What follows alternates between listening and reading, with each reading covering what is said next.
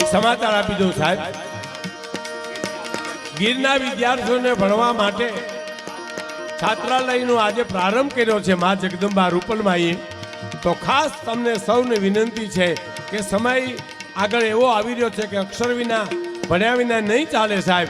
એટલે બને ત્યાં સુધી માના આશીર્વાદ અને એના આશીર્વાદ નીચે શિક્ષણ મેળવે ગીરના વિદ્યાર્થીઓ, આજુબાજુના જે કાંઈ હોય તે એવી વિનંતી.